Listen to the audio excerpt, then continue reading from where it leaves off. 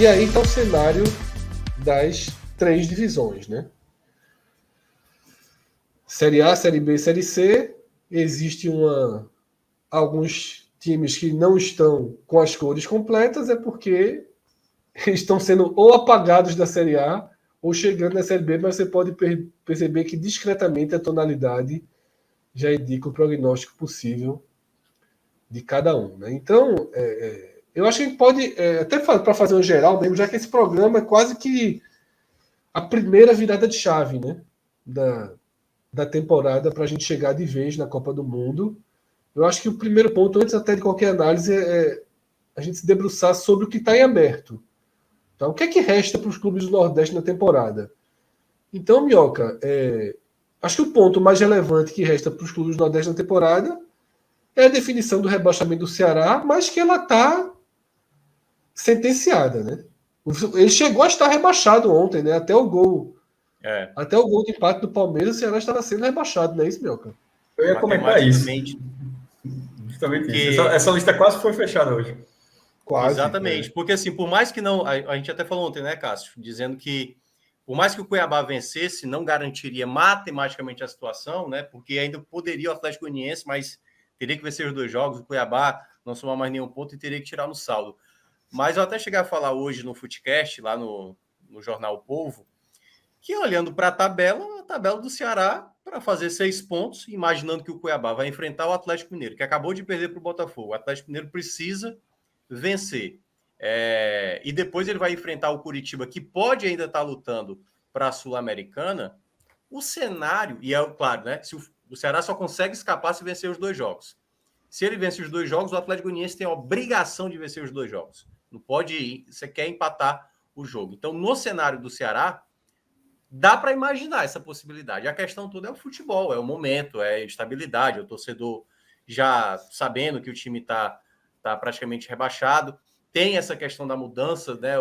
Ontem o próprio Maestro chegou a falar sobre o Ceará é um clube que cai sanado, é um clube que cai numa situação que não tem dívidas, né? Como, por exemplo, aconteceu com o Vitória, aconteceu com o Sport. Mas estão vivendo um momento político de muita instabilidade.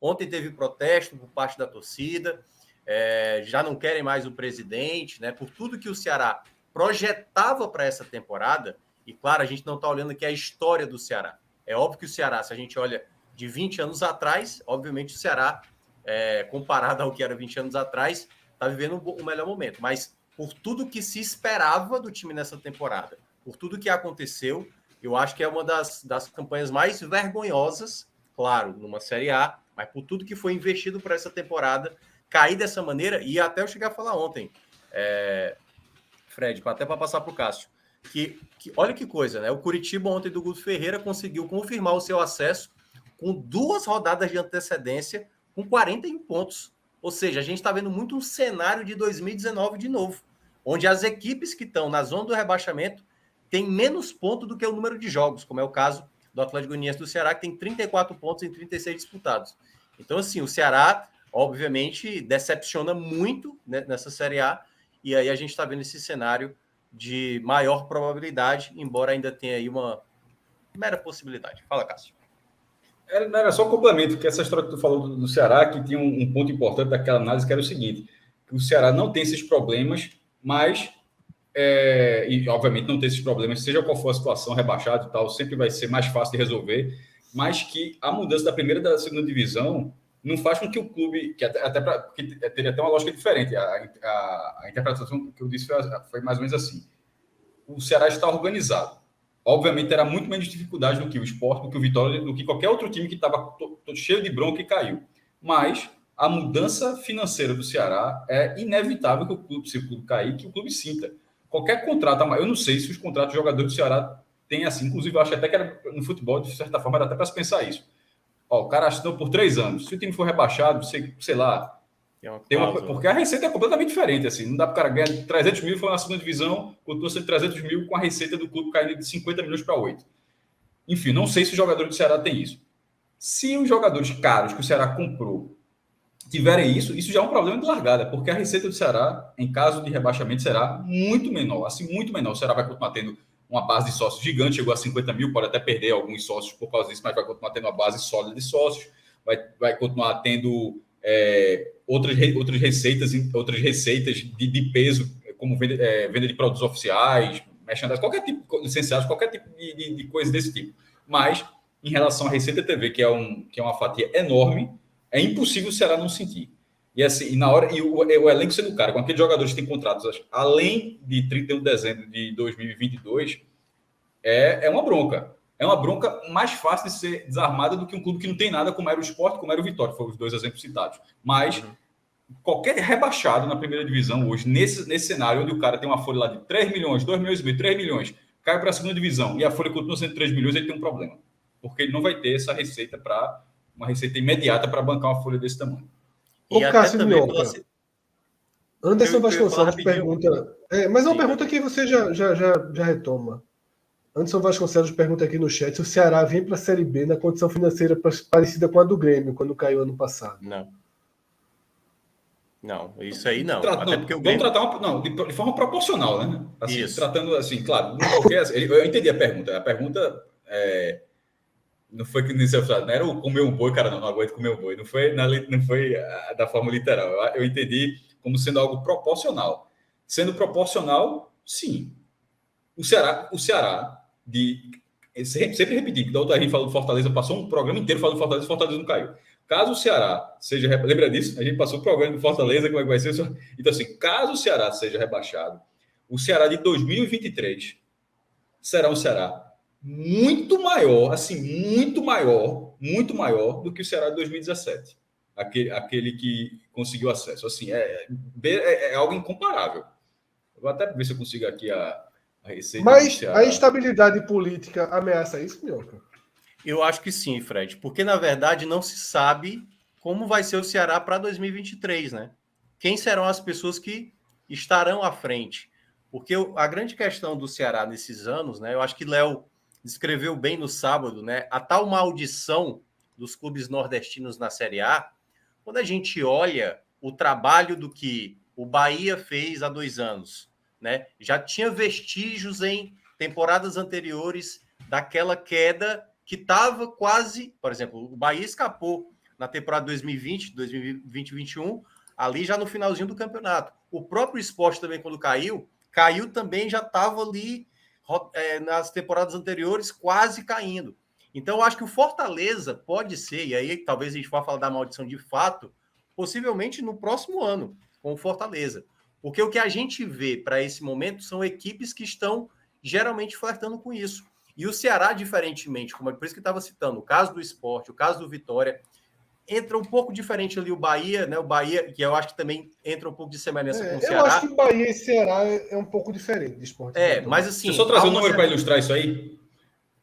O Ceará... porque esse comparativo tem que comparar o Ceará de 2017 na segunda divisão com o Ceará em caso de jogar a segunda divisão no ano que vem. Não o Ceará da primeira. Essa realidade não existe. O Grêmio consegue ter parte da sua realidade. Se o Flamengo cair... Não vai ter 1 bilhão na segunda divisão, um dia não vai ter 1 bilhão na segunda divisão, mas não vai ter 100. Vai ter uma receita na segunda, teria uma receita na segunda divisão maior do que basicamente todo mundo no Brasil. No caso do Ceará foi o seguinte: o Ceará teve 31 milhões e 900 mil reais em 2017. Isso em valores nominais, ou seja, sem correção. 2018, já na primeira, 64, 2019, 104, 2020, já o efeito da pandemia, 103, 2021, 159, onde você pega como parte da receita de 2020, o brasileiro só terminou em 21, né? Teve aquela situação, ou seja, incorporou de janeiro a dezembro 159. Aí vamos pegar o Ceará de 17, que é 31 milhões. Eu fiz um cálculo rápido aqui pela calculadora do Banco Central, pelo IPCA, para não tratar, tipo, 31 milhões e 900 mil reais, não são 31 milhões e 900 mil, não é esse valor no que vem. A correção daquele valor para agora, já o final de 2022, dá 41 milhões e meio de reais. 41 milhões e meio. Eu vou dizer aqui, me surpreenderá demais caso o Ceará seja rebaixado, se o orçamento dele não for pelo menos, eu acho que vai ser bem maior, mas pelo menos 50% maior do que isso, ou seja, 60 milhões. Deu 41, se o Ceará anunciar, se o Ceará foi rebaixado, sei lá, aí vai fazer o orçamento do Ceará está 60 milhões, eu já acharia surpreendente. Porque o Sport deu 60 milhões. E a gente deu 60 milhões sem fazer esforço, botando tudo lá embaixo e tal. E o Sport por lá orçou 60 milhões. Então, no caso do Ceará, seria nessa faixa. Ou seja, corrigindo o valor de 2017 para agora e botando mais 20 milhões, eu ainda acho que está bem. Ou seja, é um clube muito maior do que aquele que jogou a segunda divisão. Não, sim, eu acho que em termos de tamanho, certo? Há uma relevância caindo para essa Série B, nesse contexto também da própria Série B do próximo ano, né? Porque subiu o Vasco, subiu o Grêmio, subiu o Cruzeiro, o próprio Bahia e tal. Então, a minha dúvida realmente quem vai conduzir esse processo. Porque a gente, vamos lá, vamos imaginar o cenário, né? Que o Ceará está sendo rebaixado. Com os times que hoje estão na Série B, a disputa de mercado da Série B para determinados atletas, o Ceará ele entra com potencial clube de ganhar disputas em termos contra esporte, contra os paulistas, contra, não sei, a equipe... eu acho que é basicamente isso, né? O Avaí, não sei se vai ter esse poder todo de captação. Eu fico imaginando isso. Acho que o Ceará ele ainda vai ter uma possibilidade. Eu só não sei, por exemplo, usando essa proporção que falou do Grêmio, o Grêmio, em um determinado momento, sem apresentar um bom futebol, não deu certo, mas ele gastou pesado. Vou trazer o Lucas Leiva, vou trazer Guilherme. Eles fizeram apostas em jogadores para subir sem nenhum tipo de problema. Só que não deu certo, né? O Grêmio ainda teve um desempenho muito abaixo. A minha dúvida é como é que o Ceará vai fazer a parte do futebol. Porque o grande questionamento do Ceará se faz muito das pessoas que não sabem lidar em trazer contratações. Nesses 5 anos de Série A, o Ceará não soube contratar um centroavante decente para disputar uma Série A.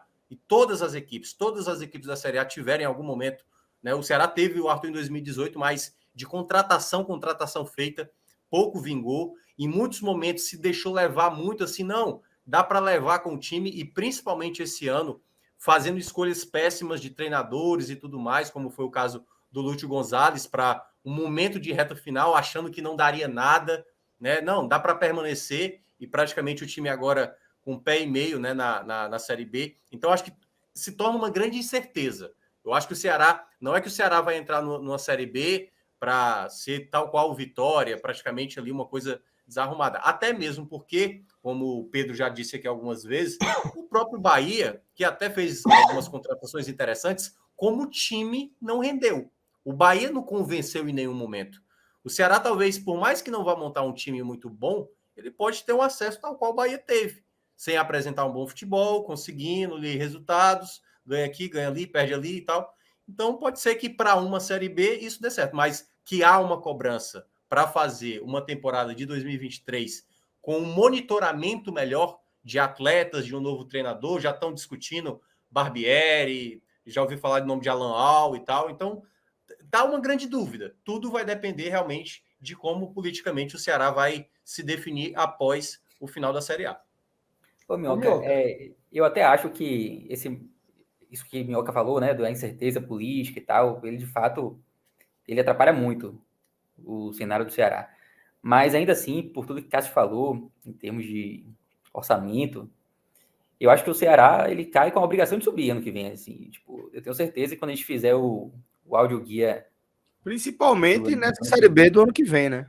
Isso. Para mim, o Ceará vai ser talvez o grande favorito a subir entre esses times que a gente está vendo na lista. Obviamente que tem Sport, tem os paulistas, como o Minhoca falou, a própria Avaí que sempre bate e volta. Eu diria até que o Atlético Goianiense teria talvez com status. O Atlético Goianiense talvez, não sei, parece ter uma linha de trabalho mais bem definida.